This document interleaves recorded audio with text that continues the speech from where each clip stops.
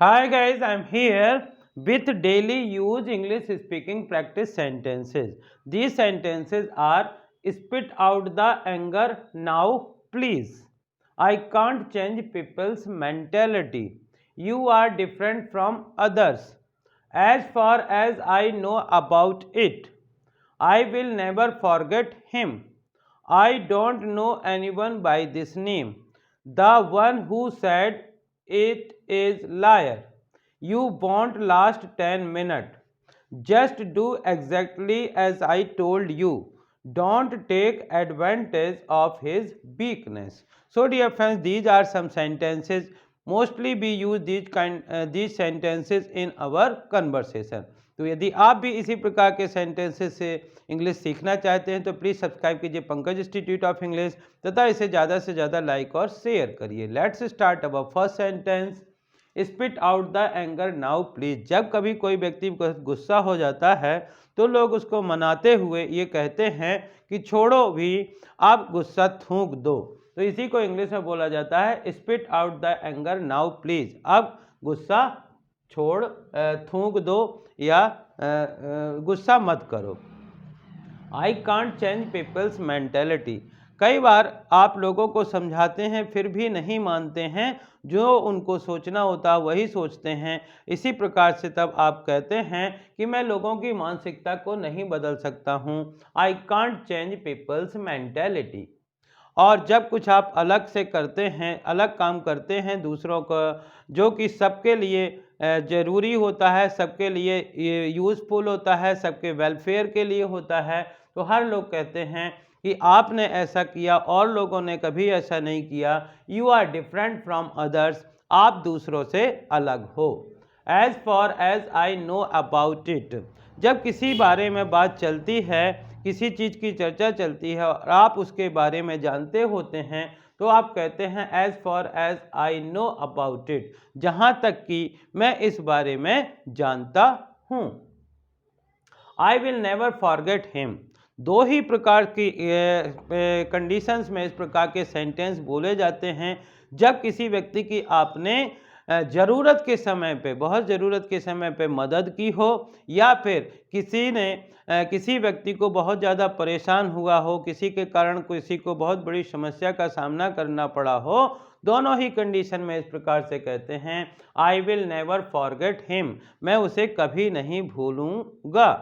कोशिश करिए कि अच्छे कामों के लिए लोग आपको ऐसा कहें। I don't know anyone by this name.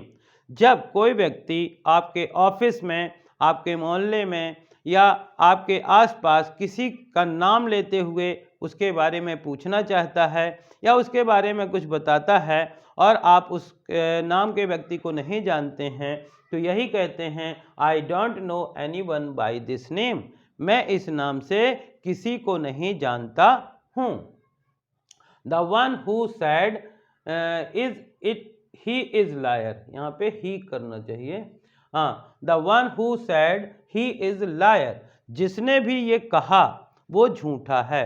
कभी कभार आपके पास कोई व्यक्ति गलत खबर लेकर के आता है कि ऐसा मुझे उसने बताया था और वो बात सही नहीं होती है, तो आप यही कहते हैं कि जिसने भी ये कहा वह झूठा है। The one who said he is a liar. जिसने ये कहा वह झूठा है।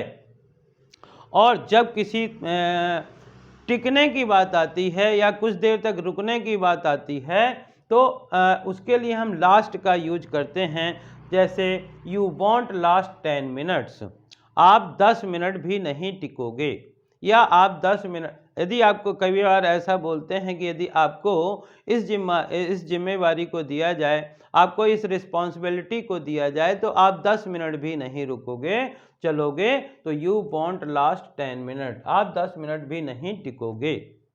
और जब कोई व्यक्ति बोलता है कि मुझे समझ में नहीं आ रहा है कि ये इतना बड़ा काम कैसे होगा जो आपने मुझे दिया है, तो आप यही कहना चाहते हो कि बस जैसा मैंने कहा वैसा करते रहो या वैसा करते जाओ।